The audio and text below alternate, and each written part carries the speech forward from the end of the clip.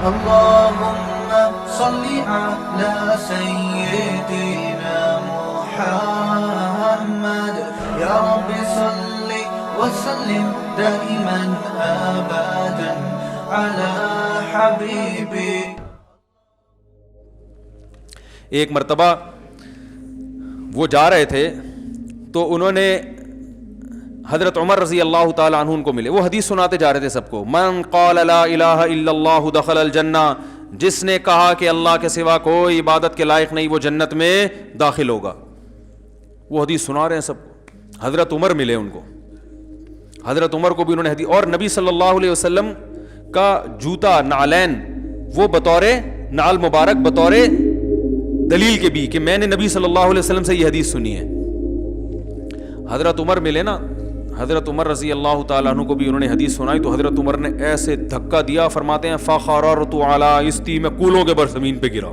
حضرت عمر ایسے غضبناک ہوئے اور ان کو یہ حدیث سنانے سے منع کر دیا. کیوں منع کیا؟ کہ لوگ اس پر اعتماد کر لیں گے, لوگ کہیں گے بھائی ہم نے تو سب نے لا الہ الا اللہ پڑھا ہوا ہے, ہم تو سیدھا کہاں جائیں گے؟ جنت میں. اس کا مفہوم نہیں سمجھیں گے کہ یہ تو کلمے کی ایک فضیلت بیان کی جا رہی ہے. میں صبح فجر کے بعد روزانہ ایک حدیث کی تعلیم کرتا ہوں. آج میں نے 2 حدیثیں چھوڑ دی ہیں. ریاض الصالحین کی میں تعلیم کرتا ہوں نا فجر کی نماز کے بعد اپنی مسجد میں, ریاض الصالحین سے. آج میں نے جان کر 2 حدیثیں چھوڑی ہیں. کیوں چھوڑی ہے؟ میں نے کہا ان کا مفہوم بیان کرنے میں بہت ٹائم لگے گا اور اگر تشریح نہیں کی تو لوگ حدیث کا مطلب غلط سمجھیں گے. اب میں سنا دیتا ہوں وہ حدیث آپ کو, کیونکہ میں تھوڑا اس کو ڈیفائن بھی کر سکتا ہوں. رسول اللہ صلی اللہ علیہ وسلم نے فرمایا کہ اگر تم لوگ سب گناہ چھوڑ دو, کوئی بھی گناہ نہ کرے, اللہ اس قوم کو ختم کر دے گا. اگر دنیا میں سارے مسلمان سب ٹھیک ہو جائیں, سارے لوگ مسلمان ہو جائیں اور سب ٹھیک سب نیک بن جائیں تو اللہ سب کو کیا کر دے گا؟ مار دے گا. اور ایسے لوگ پیدا کرے گا جو گناہ کریں اور پھر اللہ سے توبہ کریں. اب میں نے یہ حدیث نہیں سنائی آج, میں نے کہا اس سے گناہوں پر کیا ہوں گے, لوگ جری ہو جائیں گے, کیونکہ اب ایسے ہی گناہ کر رہے ہیں کہ اچھا اللہ کو گناہ اتنے پسند ہیں کہ نیک آدمی کو تو اللہ ویسے ہی مار دیں. بھائی اگر اللہ کو گناہ پسند ہوتے تو اللہ گناہگاروں کو جہنم میں ڈالتا ہے. بھائی یہ اصل میں توبہ کی فضیلت پر ہے, یہ گناہ چھڑوانے کے لیے ہے, کیونکہ گناہ تو کوئی نہ کوئی کسی نہ کسی درجے میں کر ہی رہا ہوتا ہے نا. تو ان کو تسلی دی جا رہی ہے کہ بھائی توبہ اتنی بڑی نیکی ہے کہ اللہ کو اس زمین پر توبہ والی نیکی بھی چاہیے. سمجھ آ رہی ہے بات؟ تو اگر کسی سے گناہ ہو گیا تو مایوس نہ ہو, توبہ کر کے توبہ والی نیکی کا آپشن اس کے پاس ہے. اور یہ نیکی اللہ کو اتنی محبوب ہے کہ دنیا میں اگر یہ نیکی ختم ہو گئی, توبہ والی نیکی, تو اللہ کو ایسے لوگ پسند ہے ہی نہیں. اللہ تو چاہتے ہیں کہ گڑ گڑاؤ میرے سامنے تاکہ مجھے معاف کرنے میں مزہ بھی تو آئے نا. رحمت تو جب ہی ظاہر ہوگی جب تمہاری حرکتوں کی وجہ سے جہنم واجب ہو چکی تھی, مگر میں اپنی رحمت سے اس کو معاف کر دوں تو مزہ آتا ہے مجھے معاف کرنے میں. وہ معاف کرنے کا مزہ جب آئے گا جب غلطی بھی تو ہو تم سے. غلطی نہیں ہو رہی, سارے نیک نیٹ کلین بولیں گے اللہ ہم تو اتنے اچھے تھے, ہمیں تو ایسی جنت میں بھیج. کیا خیال ہے بھائی؟ باپ رحم دل ہے, کیا مطلب؟ بیٹے سے غلطیاں ہوتی ہیں اگنور کرتا ہے, تب بیٹا تعریف کرے گا یار میرا ابا بہت اچھا ہے. اگر آپ صبح شام ابا ابا کرتے رہتے ہو, ہر وقت ابا کی خدمت میں, ابا کے پاؤں دبا رہے ہو, ابا کی شلوار استری کر رہے ہو, ابا کی قمیض استری کر رہے ہو, ابا کی پگڑی استری, اگر پگڑی پہنتے ہیں, آج کل کے ابا پگڑیاں کہاں پہنتے ہیں, تو پینٹ استری کی آپ نے ابا کی, سارا خیال ہر وقت ابا میرے ابا میرے ابا. تو ابا نے بھی آپ سے ذرا تمیز سے بات کر لی, میرا بیٹا بہت اچھا, تو آپ بولے کہ بھائی ہم بھی ابا کے ساتھ اتنے اچھے ہیں تو ابا بھی ہمارے ساتھ ظاہر اچھا ہی. آج کل کون ابا کے ساتھ اچھا ہوتا ہے؟ تو میں جب اتنا اچھا ہوں تو ابا کا اتنا حق تو بنتا ہے کہ ہمیں بھی ابا اپریشیٹ کرے. لیکن آپ نالائق, اور باپ ہر جگہ آپ کے آگے آ کے کھڑا ہوتا ہے, کہہ رہا ہے بھائی نالائق ہے لیکن ہے تو اپنا ہی نا. کیا خیال ہے؟ پھر آپ میں اگر غیرت ہوگی تو آپ باپ سے محبت کرو گے, یار ابا نے میری بڑی بڑی غلطیوں کو معاف کیا, آج میں اگر اس اسٹیج پہ پہنچا ہوں تو میری غلطیوں پہ ابا نے پردہ بھی ڈالا ہے, مجھے لوگوں کے سامنے ذلیل بھی نہیں کیا. جب لوگوں کے ساتھ آتا ہوں تو تعریف کرتے ہیں میرا بڑا ہونہار بیٹا ہے, حالانکہ مجھے پتا ہے میں کیسا ہوں. ایک وقت آئے گا آپ کا دل ابا کے لیے پگھل جائے گا. تو اللہ پتہ ہے کیا چاہتے ہیں بندوں سے؟ اللہ کہتے ہیں یار نماز بھی پڑھو, روزہ بھی رکھو, سب کچھ ہے, لیکن پہلے محبت تو کرو. یہ خشک نمازیں نہیں چاہیے اللہ کو, یہ خشک روزے نہیں چاہیے. اللہ کو چاہیے اللہ کی محبت میں دھڑکنے والا دل. وہ دل جب ہی دھڑکتا ہے جب انسان سے اگر گناہ ہو جائے اور اسے پتا ہے میرے لیے جہنم کی آگ ہے, گناہ ہے, میرے پاس کوئی آپشن نہیں ہے, اللہ سے گڑ گڑاتا ہے اللہ معاف کر دے معاف کر دے, تو اللہ کو اتنا مزہ آتا ہے کہ بھائی سزا بنتی تھی مگر میں کیا کر رہا ہوں, معاف کر رہا ہوں اس کو. تو یہ شان جب ہی ظاہر ہوگی جب گناہ بھی تو ہو. کیسی پیاری حدیث ہے, رسول اللہ صلی اللہ علیہ وسلم نے فرمایا جب کسی بندے سے گناہ ہوتا ہے تو وہ آتا ہے توبہ کرنے کے لیے. یہ کل پڑھوں گا ریاض الصالحین میں, اگلا کل والا نمبر اس حدیث کا ہے. تو وہ جب آتا ہے اللہ کے سامنے توبہ کرتا ہے کہ اللہ مجھ سے گناہ ہو گیا مجھے معاف کر دے, تو اللہ تعالیٰ فرشتوں سے کہتے ہیں دیکھو اے فرشتوں اس بندے سے گناہ ہوا, بہت سوں سے گناہ ہوتے ہیں, اس سے بھی ہوا, بہت سے میرے پاس معافی مانگنے نہیں آئے, یہ آیا ہے. کیوں؟ اس لیے کہ اس کو پتا ہے ان لہو ربن, اس کا ایک رب ہے جو اس گناہ پر اس کو سزا بھی دے سکتا ہے اور اس گناہ کو معاف بھی کر سکتا ہے. اس کو پتا ہے, یہ اس جذبے سے آ جائے, ورنہ یہ بھی نہ آتا تو کیا ہو جاتا, کوئی سزا تھوڑی ملتی ہے فوراً. بھائی گناہ پہ فوراً شرابی بھی گھوم رہے ہیں, کوئی فوراً سزا ملتی ہے؟ چور بھی گھوم رہے ہیں, ڈاکو بھی گھوم رہے ہیں, قاتل بھی گھوم رہے ہیں, ماں باپ کے نافرمان, بلکہ زیادہ ترقی کر رہے ہوتے ہیں. آدمی وہ فضائل ہی سنا رہا ہوتا ہے بیٹھ کے, ایسا ہی ہے نا. کیا خیال ہے بھائی, جان بنتی ہے نا زیادہ کھانے پینے سے, تو بہت سی دفعہ تو حلال سے ہی بن جاتی ہے, لیکن اکثر اوقات بھائی آپ دیکھ لو جنہوں نے ماشاءاللہ اللہ بچائے حرام کا پیسہ جنہوں نے کھایا ان کی صحت ہی الگ چہرے سے پتہ چل رہا ہوتا ہے ان کے. تو کتنے لوگ ہیں, اللہ تعالیٰ فرشتوں سے کتنے لوگ ہیں گناہ ہوتے ہیں, یا تو فوراً سزا مل رہی ہوتی نا, پھر تو سارے آ جاتے ہیں, سب کو پتہ ہے اب سزا ملنے والی ہے, سب گرفتاریاں دے رہے ہوتے اللہ کے پاس آ کے, اللہ مار دے, اللہ سزا دے دے. لیکن اللہ کو دیکھا ہم میں سے کسی نے نہیں ہے, اور گناہ پہ دنیا میں کوئی سزا بھی نہیں مل رہی ہوتی, ٹھیک ہے نا. تو اللہ فرماتے ہیں اس کو پتہ ہے کہ سزا میرا رب مجھے دے گا, وہ قدرت رکھتا ہے, اور اس سے بڑی بات یہ کہ معاف بھی وہی کر سکتا ہے. جرم اس کا کیا تو معافی بھی کس کے ہاتھ میں ہے, اس کے ہاتھ. لا ملجا ولا منجا منک الا الیک, حدیث میں دعا سکھائی ہے, اے اللہ تجھ سے بھاگنے کی جگہ بھی تیرے پاس ہی ہے. یعنی دیکھو کسی ڈاکو سے بچ کے بھاگو تو تھانے میں چلے جاؤ, علاقے کے ناظم کے پاس چلے جاؤ, لیکن اگر ڈاکو بہت طاقتور ہے تو آپ کو پتہ ہے میں کہیں بھی بچ کے نہیں بھاگ سکتا, اب تو میرے لیے موت ہے. تو اللہ تعالیٰ تو اپنے بندوں پر مہربان ہے, لیکن اللہ تعالیٰ سزا بھی دیتا ہے. اس نے بتایا کہ میں نے قوم عاد قوم سمود کو تباہ کر دیا, فرعون کو دریا میں غرق کر دیا اور جہنم کی آگ بنائی اس نے. لیکن اللہ تعالیٰ جب دشمنی پہ آئے تو وہ ایسا ہے کہ اس سے آپ بھاگ نہیں سکتے, تو اب اسی کے پاس آ کے آپ کو اسی کے پاؤں میں گرنا پڑے گا. ایک واقعہ ہم نے بعض بزرگوں سے سنا ہے, اس کی سند کی مجھے تحقیق نہیں ہے. لوگ کہتے ہیں سند کی تحقیق نہیں ہے تو سنا کیوں رہے ہو, یہی بتانے کے لیے سنا رہے ہیں کہ جب سند کی تحقیق نہیں ہے تو یہ واقعہ اتنی اہمیت کا حامل نہیں ہے کہ اس کی تحقیق کی جائے. ہم اپنا ٹائم ان فضول چیزوں میں ضائع نہیں کرتے. یا کوئی فقہی مسئلہ ہو نا پھر تو ٹھیک ہے, یہ کہہ سکتے ہیں کہ جب سند کی تحقیق نہیں ہے تو یہ تو جھوٹا قصہ ہو گیا. جھوٹا اس لیے نہیں کہ بتا رہا ہوں کہ تحقیق نہیں ہے تو جھوٹا بھی ہو سکتا ہے, سمجھ میں آ رہی ہے بات. تو سب سوال پیدا ہوتا ہے جب یہ مستند نہیں ہے تو سنا کیوں رہے ہو, عبرت کے لیے, کیونکہ بعض فرضی واقعات بھی ہوتے ہیں لیکن ان کا مضمون درست ہوتا ہے, اس سے جو میسج جا رہا ہوتا ہے وہ میسج کیا ہوتا ہے, صحیح جا رہا ہوتا ہے, اس لیے سنایا جا رہا ہے. ہر چیز کا نا ایک پوری ڈیٹیل بتانی پڑتی ہے ورنہ کلپ آ جائے گا ایک. تو کہتے ہیں کہ حضرت موسیٰ علیہ السلام سے کسی نے پوچھا کہ یہ جو حوادث ہیں, حادثات ہیں, اگر یہ تیر ہوں اور چلانے والا اللہ ہو تو ان تیروں سے بچنا کیسے ممکن ہے؟ بھائی یہ تیر اللہ کے ہاتھ میں ہو, کمان اللہ کے ہاتھ میں ہو, اور یعنی وہ حوادث کی یہ تیر ہوں جو حوادث کی شکل میں ہم پر آ رہے ہوں, تو اس حادثات سے بچنا ممکن ہے؟ تو کہتے ہیں موسیٰ علیہ السلام نے کہا ایک ہی طریقہ ہے کہ جو جس کے ہاتھ میں کمان ہے اس سے دوستی کر لو. کیا خیال ہے بھائی, اس کے علاوہ آپ کے پاس کوئی آپشن نہیں ہے.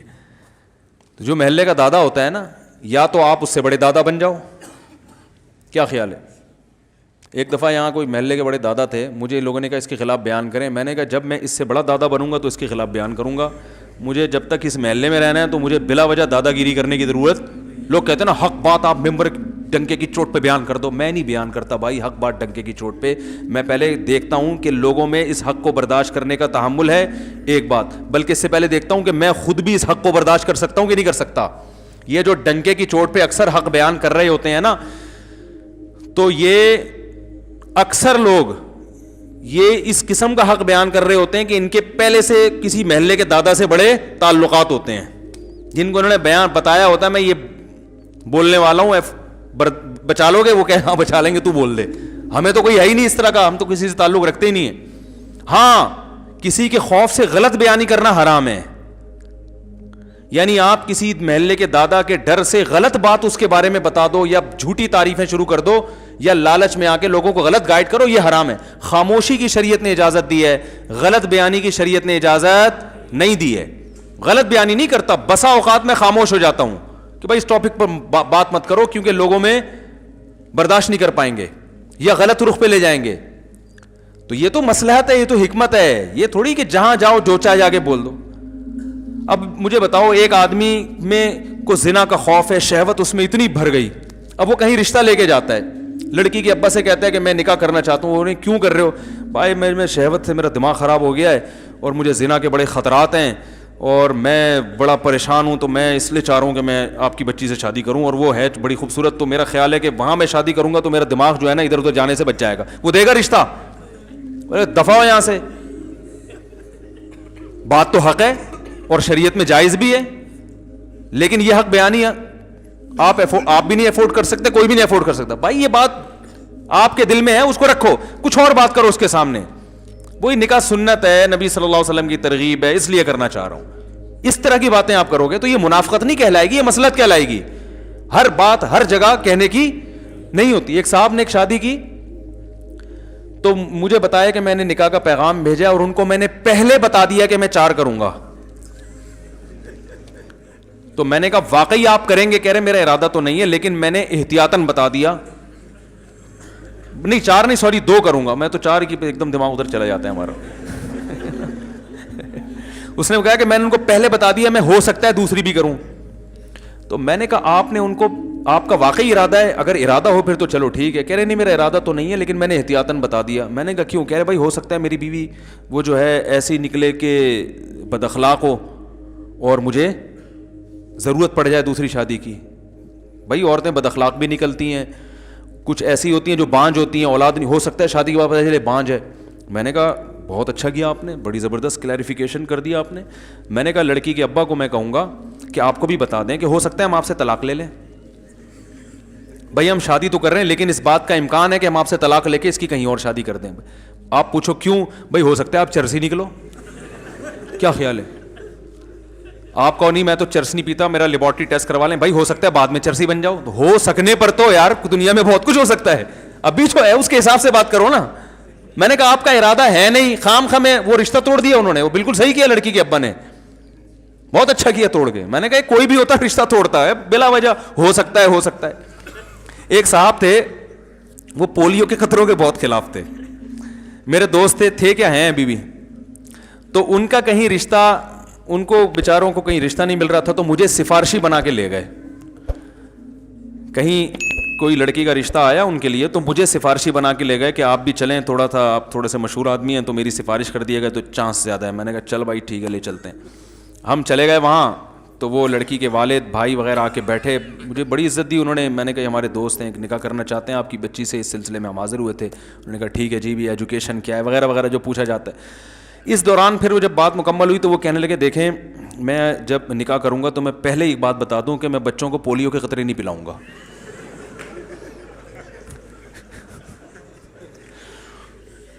ابے میں سر پکڑ کے بیٹھ گیا یوں کر کے. اب میں اس کو یوں اشارہ بھی نہیں کر رہا کہ میں یوں کروں گا تو وہ بولیں گے یہ آپس میں ان کا پہلے سے کوئی پری پلان ہے کہ میں یوں بولوں گا تو یوں بولنا.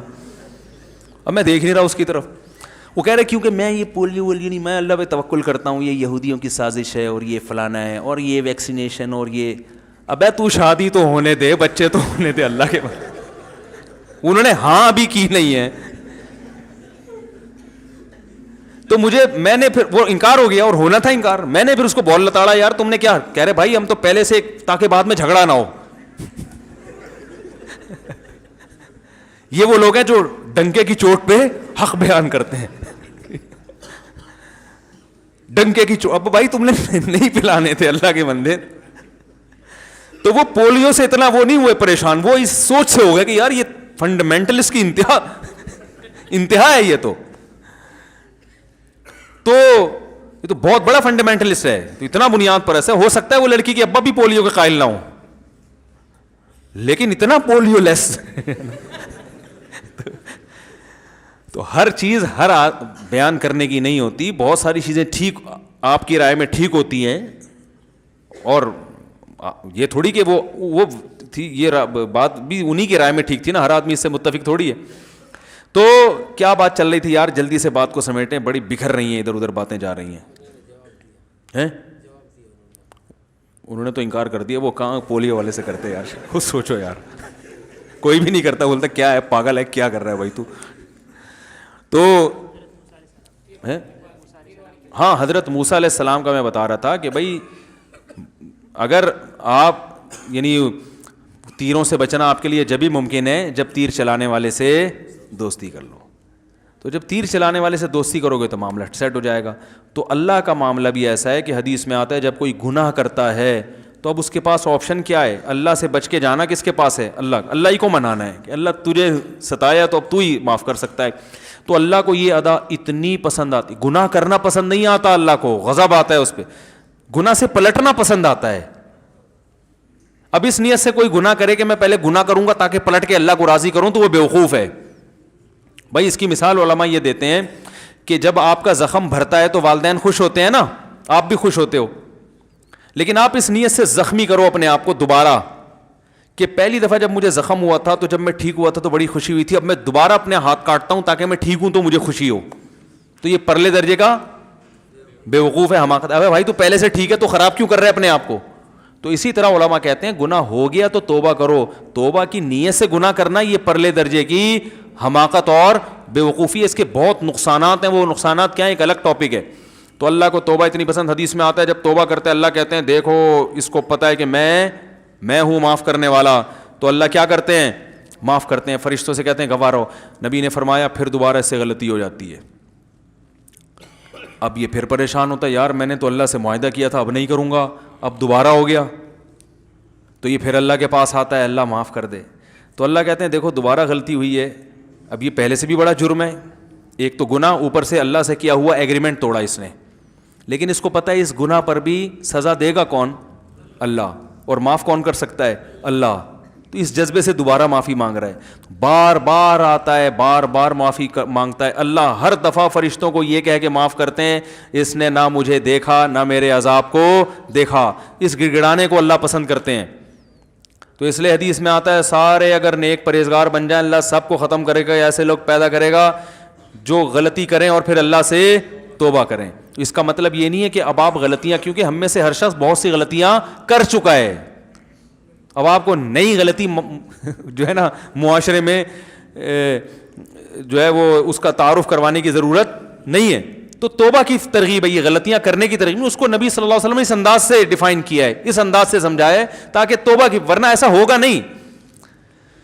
تو یہ توبہ کی اتنی بڑی فضیلت ہے. اب اگر آپ ادھوری حدیث سنیں گے نا تو فوراً لوگوں کا ذہن کہاں جاتا ہے, گناہ کی طرف, کہ یار گناہ کوئی اتنی بڑی چیز نہیں ہے. بھائی گناہ بہت بری چیز ہے, قتل پر کتنی شدید وعیدیں ہیں, نماز قضا کرنے پر. زنا اللہ کو اگر پسند ہوتا تو اللہ یہ کہتے کہ زانی کو چوک میں کھڑا کر کے 100 کوڑے مارو. اللہ تو ستار ہے نا, گناہوں پہ پردہ ڈالنے والا, لیکن زانی کا جرم گواہوں سے ثابت ہو گیا, اللہ کہتے ہیں نا نا نا, چوک پہ لا کے اس کو 100 کوڑے مارو. شادی شدہ تو سنسار کر دو, پتھروں سے مار کے ہلاک کر دو. اس سے پتہ چلتا ہے اللہ کو گناہ پہ ذرا بھی خوشی نہیں ہوتی, گناہ سے توبہ پہ خوشی ہوتی ہے اللہ تعالیٰ کو.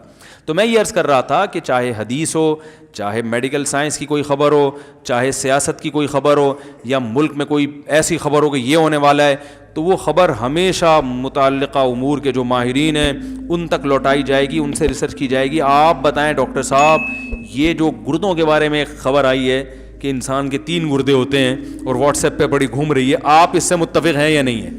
ٹھیک ہے نا ٹھیک ہے. اور فلاں جو خبر آئی ہے کہ کوئی حکمت سے متعلق ہو تو کسی بڑے حکیم سے پوچھا جائے, یا سیاست سے متعلق ہو تو جو سیاسی امور کے ماہرین ہیں ان سے پوچھا جائے. تو جس کسی شخصیت سے متعلق خبر ہو تو اس شخصیت سے پوچھا جائے, اس شخص سے پوچھا جائے کہ آپ خود اس بارے میں کیا کہتے ہیں, آپ نے ایسا کہا ہے. کسی ادارے کا فتویٰ ہو تو اس ادارے سے پوچھا جائے کہ آپ نے واقعی ایسا فتویٰ دیا بھی ہے یا نہیں دیا. تو جب پتہ چلتا ہے تو یہ بھی ایک ایسی چیز ہے, بات کو میں سمیٹ کے ختم کرتا ہوں بس, کہ بغیر تصدیق کے آگے خبریں پھیلانا یہ بھی ایک ایسی چیز ہے جس سے معاشرے میں محبت پھیلتی ہے نا, اس سے نفرت کی آگ لگتی ہے, ایک دوسرے کے خلاف بدگمانیاں, لڑائیاں, جھگڑے اور ایک طوفان بدتمیزی. یہ سب چیزیں اسلام نے کیا کی ہیں, حرام کی. اور پھر ایک آیت اور سورہ حجرات کی پڑھ دوں. اللہ نے فرمایا نا کہ بغیر, سورہ حجرات کا پہلا حکم کیا تھا, ادب احترام. دوسرا حکم کیا تھا, بغیر تصدیق کے خبریں نہ پھیلایا کرو. تیسرا حکم, مسلمانوں کی دو جماعتیں آپس میں لڑ پڑیں تو تیسری بھی جماعت لڑے, سلو کراؤ. تو اگر یہ مسلمانوں کی دو جماعتیں میدان جنگ میں لڑیں تو بھی سلو ہے, یوٹیوب پہ لڑ پڑیں تو بھی کیا ہے, فیس بک پہ لڑ پڑیں تو بھی, بولو نا بھائی سلو کراؤ یار. بولو بھائی نہیں وہ ایسا نہیں تھا, وہ ان کا مطلب یہ نہیں تھا. ان کو بولو نہیں بھائی وہ ایسا نہیں تھا, ان کا مطلب. حدیث میں تو یہاں تک آتا ہے لیس الکذاب الذی یکذب لیصلح بین الناس, وہ جھوٹا نہیں ہے جو لوگوں میں سلو کرانے کے لیے جھوٹ بولے. اللہ کیا اس کو جھوٹا شمار, اور ہم سچ تو بول نہیں سکتے, توڑوانے کے لیے جھوٹ بولتے ہیں. تو لوگوں میں علماء بھی داخل ہیں, عوام بھی داخل ہیں, میاں بیوی بھی داخل ہیں, اولاد بھی داخل ہے, والدین کا اولاد سے رشتہ دار آپس میں بھی داخل ہیں. تو اس میں تو ہمیں جھوٹ, اگرچہ بہت سے علماء کی رائے سری جھوٹ مراد نہیں ہے, اس سے گول مول کلام, وہ کچھ اور مطلب سمجھے, آپ کچھ اور. تو اس کی جب ہمیں اجازت کیا ترغیب دے دی گئی ہے, تو جھوٹ بول کے لڑوانے کی, بغیر تحقیق کی خبریں پھیلا کے لڑوانے کی کہاں سے ہمیں اجازت ہوگی. تو اس لیے اللہ نے فرمایا انما المؤمنون اخوۃ فاصلحوا بین اخویکم, مومنین آپس میں بھائی ہیں, ان کے درمیان آپس میں سلو کراؤ. اور آگے پھر اللہ نے بہت سارے احکام دیے, تجسس مت کرو, ٹوہ میں مت لگو کسی کی, کوئی نجی زندگی میں کیا کر رہا ہے اس میں مت گھسو. کہاں جاتا ہے وہ, آفس سے آنے کے بعد لیٹ گھر کیوں آتا ہے, کدھر جا رہا ہے, میں ذرا دیکھوں بندہ جاتا کہاں ہے. وہ تمہیں کیا کرنا ہے یار, کہاں جاتا ہے بھائی. ایک آدمی نے کسی سے پوچھا تیری بیوی بدصورت ہے خوبصورت ہے, اس کو غصہ آیا کہ تو کیوں پوچھ رہا ہے, کہہ رہا جنرل نالج کے لیے. تو جنرل نالج کے لیے کہ عنوان سے گھروں میں گھس رہے ہیں لوگ, نجی زندگیوں میں. نبی صلی اللہ علیہ وسلم نے فرمایا اگر کوئی شخص تمہارے گھر میں جھانکے, ابھی گھسا نہیں ہے, جھانکے پرمیشن کے بغیر, فرمایا اس کی آنکھ پہ پتھر مارو, اس کی آنکھ پھوڑ دو. یعنی سوری, یہ نہیں فرمایا کہ آنکھ پھوڑ دو, فرمایا کسی نے پتھر اٹھا کے آنکھ پھوڑ دی تو زمان نہیں ہے, پھوڑنے کے لیے نہیں ہے, اس نے تو ویسے ہی پتھر اڑا لیا کہ میرے گھر میں جھانک کیوں رہا ہے, ویسے ہی پتھر مارا اور اتفاق سے کیا ہو گیا, کوئی زمان نہیں ہے. یہ حدیث میں آتا ہے. کتنی شدید وعید ہے کہ ابھی گھسا نہیں ہے, صرف جھانک رہا ہے. وجہ کیا ہے کہ بھائی جب وہ اس کی پرائیویٹ زندگی, آپ کیوں اس پہ الجھ رہے ہو. اور آپ بتاؤ ہمارے یہاں یوٹیوب پہ جب کسی کو عزتوں کو اچھالا جاتا ہے تو ان کے گھریلو حالات ڈسکس کیے جاتے ہیں کہ نہیں. ابے فلاں نے اپنی بیوی کو طلاق دے دی ہے, پتہ ہے کیوں دی ہے, ابے فلاں تو فلاں کی لڑکی کو لے کے بھاگ گیا, ابے یہ جو فلاں نے شادی کی مجھے پتا ہے سیٹنگ کی شادی ہے یہ بھائی. اتنی باتیں گھروں میں گھس رہے ہیں, ریکیاں کر رہے ہیں, یہ کہاں سے آ رہا ہے, کدھر جا رہا ہے, یہ کیا کر رہا ہے, یہ کیوں کر رہا ہے, یہ نجی زندگی لوگوں کی تبصرہ. اچھا پھر اس میں بھی یہ اکثر یہ کیا ہوتا ہے کہ یہ جو مشہور لوگ ہوتے ہیں نا, ان کی میاں بیوی میں علیحدگی ہوتی ہے تو ان کی عورتیں آ کے پھر کلپ ریکارڈ کرواتی ہیں, انٹرویو دیتی ہیں, میرے میاں نے یہ ظلم کیا, میرے میاں نے یہ ظلم کیا. لوگوں نے میاں کو گالیاں دی ہوئی ہوتی ہیں نیچے. او بھائی یہ تمہیں کیا پتا کیا بھی ہے کہ نہیں کیا. یا کبھی میاں کے ریکارڈ کروا رہا ہوتا ہے, ہم دونوں کا رشتہ, جو مشہور شخصیات ہوتے ہیں نا جو پہلے سے میڈیا پہ آ رہے ہوتے ہیں, وہ اصل میں ایکچولی یہ ہوا تھا, یہ یوں کر رہی تھی, تو عورت کو گالیاں دے رہے ہوتے ہیں لوگ. اور چھوڑو مٹی ڈالو بھائی, او بھائی علیحدگی ہو گئی, میاں بیوی تو بھاڑ بھیجا, ہمیں کیا کرنا ہے. اتنا گھستے ہیں, ہر گھر کی خبر, اس گھر میں یہ ہو رہا ہے, اس گھر میں یہ ہو رہا ہے, فلاں کی بیٹی پردہ کرتی ہے, فلاں کی بچے کی اتنی سیٹنگ چل رہی ہے, فلاں یہ کرتا ہے, فلاں وہ کرتا ہے. تو جو بھی کر رہا ہے بھائی, آپ سے اس کے بارے میں سوال نہیں ہوگا. اللہ نے فرمایا وَلَا تَجَسَّسُوا, جاسوسی مت کرو. صرف جاسوسی جنگ کے موقع پر جائز ہے, سمجھ رہے ہو, خفیہ ایجنسیوں کے لیے جاسوسی جائز ہے, وہ بھی آپ کی نجی زندگی کی نہیں, بلکہ یہ کہ یہ اتنی ایکٹیویٹیز نوٹ کرنا کہ بھائی کنٹری کے خلاف تو کوئی کام نہیں کر رہا. ایجنسی والے گڑبڑ پتہ ہے کیا کرتے ہیں, وہ آپ کی جو جیسے اس کو کسی آفیسر نے ذمہ داری لگائی نا کہ فلاں مولانا صاحب آج کل بڑے چہک رہے ہیں, دیکھو کہیں یہ را کا ایجنٹ تو نہیں ہے, یہ کہیں جو ہے نا کوئی اور ملک کے خلاف تو نہیں ہے, ذرا اس کی تحقیق کرو. وہ ایجنسی والا کیا کرے گا, نجی زندگی میں گھس جائے گا, آپ کے لیپ ٹاپ نکال کے آپ کی بیوی کی تصویریں دیکھنا شروع کر دے گا.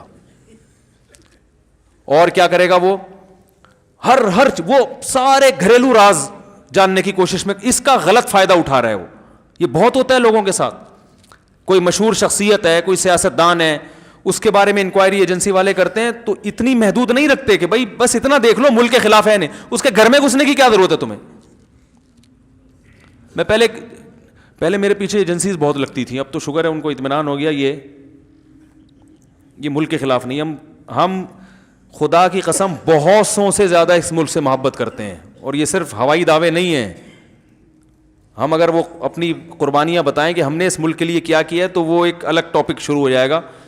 حقیقت میں اس ملک سے ہمارے علماء نے ہمیں یہ سکھایا ہے کہ یہ ملک ہے تو ہم ہیں, اسلام ہے. اگر یہ ملک ختم ہو گیا تو جیسے بغداد کا سقوط ہوا تھا نا, اس سے اسلام کو فائدہ ہوا, نقصان ہوا. اس کے بعد خلافت عثمانیہ کا خاتمہ ہوا, اس کے بعد مغلیہ سلطنت کا خاتمہ ہوا, پھر خلافت عثمانیہ, پھر سب سے پہلے ہوئی خلافت بغداد ختم. بغداد کی خلافت کے بعد مسلمانوں پر دوسرا زوال آیا, اندلس کی خلافت ختم ہوئی ہے. اس کے بعد مسلمانوں پر زوال آیا بر صغیر پر, مغلیہ سلطنت کی واٹ لگ گئی, ختم ہو گئی. پھر زوال آیا, خلافت عثمانیہ ختم ہوئی. اب بڑے بڑے ماہر علماء سے میں نے سنا ہے کہ اب اگر اسلام ایک پاورفل حیثیت میں کہیں ہے تو وہ پاکستان میں ہے. یعنی جس کی ایک پاور ہے نا, ایک پاورفل آرمی ہے جس ملک کے پاس. سعودی عرب کے پاس آرمی نہیں ہے, ترکی کے پاس آرمی ہے, مگر وہاں اسلامی شعار اتنے زیادہ نہیں ہے, 50%. طیب اردگان جب تک ہے تو ہے, اگر اللہ نہ کرے اس کو شکست ہوگی تو پھر لبرل حکومت آ جائے گی. بالکل ہی, یعنی ان کے آئین میں اسلام نہیں ہے. ہمارا تو آئین اسلامی ہے بھائی, ہم تو اس سے پیچھے نہیں ہٹ سکتے. ٹھیک ہے درجنوں خرابیاں ہیں, لیکن آئین میں یہ پہلی شق ہے کہ قرآن و سنت کے منافی کوئی قانون نہیں بنے گا. آگے جتنی قانون سازی ہوگی اس کے مطابق ہوگی, وہ اگرچہ نہیں ہو رہی لیکن ریڑھ کی ہڈی میں اسلام شامل ہو گیا ہے. تو ہمارا یہ عقیدہ ہے کہ اب اگر اللہ نہ کرے پاکستان کو کچھ ہوا تو یہ ایسا سقوط ہوگا کہ اس کے بعد اٹھنے کے قابل نہیں رہیں گے. بہت سارے ملک مصیبتوں سے پاکستان کی وجہ سے بچے ہوئے ہیں. تو وہ کیا ہوتا تھا کہ میرے گھر آگے بیٹھتے تھے اور کیا کر رہے ہیں, درازوں میں گھس رہے ہیں, الماریوں میں گھس رہے ہیں. او بھائی تم درازوں میں الماریوں میں کیوں گھس رہے ہو؟ تم بالفرض اگر ایجنسی کے آدمی ہو, تمہیں حکومت نے یہ, میرے 10-15 سال پرانی بات ہے جب دہشت گردی عروج پر تھی نا, تو وہ ان کی ذمہ داری بھی تھی, دیکھیں جو مشہور لوگ ہیں ذرا ان کو. تو بھائی ٹھیک ہے آپ گھسو, لیکن ڈراز میں کیوں گھس رہا ہے بھائی تو؟ یہاں کے بم رکھا ہوا ہوگا کہ یہاں پہ وہ کیا ہے, اپنی ٹھڑک. ایجنسیوں نے ان کے ذمہ یہ ٹچے ہوتے ہیں, چھوٹے چھوٹے جو ہوتے ہیں نا, گھوم رہے ہوتے ہیں. ایجنسی میں جو آفیسر ہے اس نے ان کو یہاں تک جانے کی اجازت نہیں دی ہوتی, لیکن وہ اپنی ذاتی کے راز پہ مطلع ہو جاؤں کسی طرح, پھر میں ذاتی طور پہ بلیک میل کروں گا. سمجھ رہے ہیں نا, کمپیوٹر میں گھس رہا ہے, کبھی کیا کر رہا ہے, کیا میں اندازہ ہو جاتا ہے بندہ ٹھیک نہیں ہے. یہ بھی ممکن ہے ایجنسی کا نہ ہو, ویسے ہی کوئی بندہ آ گیا ہو, آپ کسی کو مہمان کے طور پہ کمرے میں بٹھا کے جائیں اور وہ آپ کی ڈرازیں کھول کے چیک کرنا شروع کر دے. آپ چائے بنانے کے لیے گئے اور وہ, تو یہ گھٹیا اور نیچ حرکت ہے یا نہیں ہے بھائی؟ تمہیں یہاں بٹھا گئے ہیں, تمیز سے بیٹھو یار. ڈراز کھول کے دیکھ رہا ہے اور جو ہے وہ کمپیوٹر کھول کے دیکھ رہا ہے. آپ کسی کو موبائل پکڑا دو, فوراً ان باکس میں جا کے میسج پڑھنا شروع کر دے گا وہ. تو یہ ہے لا تجسسوا. اللہ فرماتے ہیں جاسوسی صرف اس کی ہوگی جو جس کے بارے میں آپ کو خطرہ ہے کہ ملک کے خلاف تو نہیں جا رہی ہے, تو اس کی بھی جاسوسی اتنی ہوگی جتنی ملک کے دفاع کے لیے ضروری ہے. اس کی ختنے چیک کرنا شروع کر دیں آپ بیٹھ کے باقاعدہ. چلو ختنے اس نیت سے کہ کہیں ایسا نہ ہو کہ وہاں کا ایجنٹ ہو, وہ بھی چلتا ہے. تو یہ کر رہے ہیں لوگ یہ کام. تو یہ ہے تجسس. یہ اسلام میں کیا ہے, حرام ہے. ایک دفعہ کیا ہوا, ہمارے پڑوس میں نا کھڑکی کھلتی ہے, یعنی ہمارے مین گیٹ سے دوسری طرف, وہ ہماری کھڑکی نہیں, ان کی کھڑکی ہماری طرف کھلتی ہے, ہمارے گھر کی طرف نہیں, دروازے کی طرف. تو ادھر ٹی وی چل رہا تھا. اب ایک خاتون آئی, ان کی نظر کھڑکی پہ پڑی, فلم چل رہی ہے یا ٹی وی چل رہا ہے یا کیا, واللہ عالم, اکثر فلمیں ہی چل رہی ہوتی ہیں ٹی وی میں. بس ان کو اندازہ ہو گیا ٹی وی چل رہا ہے. اب وہ ہمارے گھر میں گھسی, ملنے کے لیے آئی تھی. اب وہ نا, اب ان کو یہ نہیں پتا کہ یہ 7 کمرہ ہمارا نہیں ہے, ہمارے پڑوسیوں کا ہے. اب ان کو یہ تجسس, مفتی صاحب کا گھر ہے اور کیا چل رہا ہے یہاں پہ, ٹی وی. اب میرے گھر والے مجھے بتا رہے ہیں کہ ٹک کے بیٹھی نہیں ہے وہ, ان کو یہی فکر کہ یار وہ والے کمرے میں جاؤں جہاں, کہہ رہے ہیں ان کی ایکٹیویٹیز سے مجھے اندازہ ہو, کبھی یوں جا رہی ہیں, کبھی یوں جھانک رہی ہیں, کبھی یوں جھانک رہی ہیں, کبھی ایسے کر کے دیکھ رہی ہیں. تو ہمارے گھر والے کہتے ہیں مجھے اندازہ ہو گیا جو پڑوسیوں کا ٹی وی ہے نا, اس سے ان کو غلط فہمی ہو رہی ہے. اور کیونکہ کمرے ساتھ ملے ہوئے ہیں تو یہ سمجھ رہی ہیں کہ مفتی صاحب کے گھر میں ادھر ممبر پہ بیٹھ کے ٹی وی کے خلاف تقریریں کرتے ہیں اور گھر میں کیا چل رہا ہے, ٹی وی چل رہا ہے. تو گھر والوں نے بتا دیا کہ یہ جو آپ یوں کر رہی ہیں نا, یہ ان کا ٹی وی, ہمارا نہیں ہے, دوبارہ جا کے اچھی طرح سے دیکھ لیں, ایسا نہ ہو وہاں جا کے خبریں پھیلانا. تو بھائی اگر آپ کو گھر میں بلایا چائے کے لیے, چائے پیو, پتلی گلی سے نکلو, آپ جھانک جھانک کے یوں کرنا یوں کرنا یوں کرنا, کتنی گھٹیا حرکت ہے. یہ چل رہا ہے مارکیٹ میں, اور یہ اگر صفائی نہ ہوتی تو ان کو تو یہ ہو جانا تھا. کہ تو ہمیں تو شریعت نے سکھایا ہے اچھا گمان. بس یہ ایک واقعہ سنا کے بیان ختم کرتا ہوں. میں بچپن میں تبلیغ والوں کے ساتھ کہیں گشت کر رہا تھا, ہم نے ایک صاحب کو آتے ہوئے دیکھا, گھر میں داخل ہوئے ہمارے سامنے, ہم ان کے پیچھے پہنچ گئے, امیر صاحب نے دروازہ بجایا, ایک بچہ آیا, جی کون؟ انہوں نے کہا بھائی فلاں صاحب ہیں جو ابھی ہمارے سامنے گھسے تھے. وہ اس بچے کے ابو تھے. بچے نے کہا بھی بتاتا ہوں, پوچھتا ہوں میں.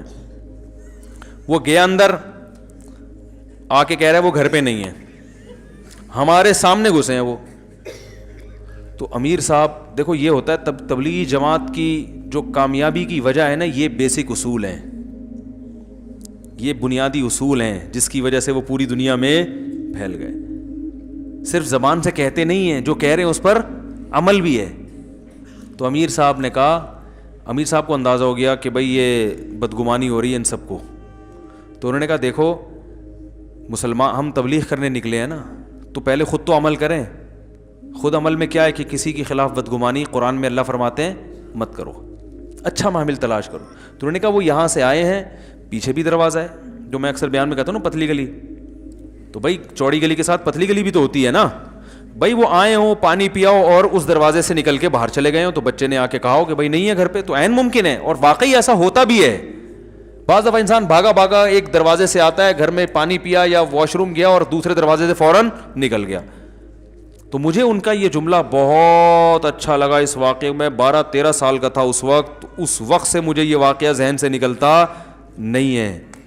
یہ ہے کہ ان بعض الظن اسم, اے ایمان والو بدگمانی مت کرو. اکثر گمان برے ہوتے ہیں, گناہ ملتا ہے اس پہ. اچھا محمل تلاش کرو بھائی, کہ ضروری تھوڑی جھوٹ بول رہا ہو, لیکن ہم کیا کرتے ہیں 99% امکان ہوتا ہے کہ سچ بول رہا ہے, لیکن 1% چانس ہوتا ہے جھوٹ بولا, تو ہم کہتے ہیں چھوڑو ایک نمبر کا وہ جھوٹ, ابے ہمیں پتا ہے جھوٹ بول.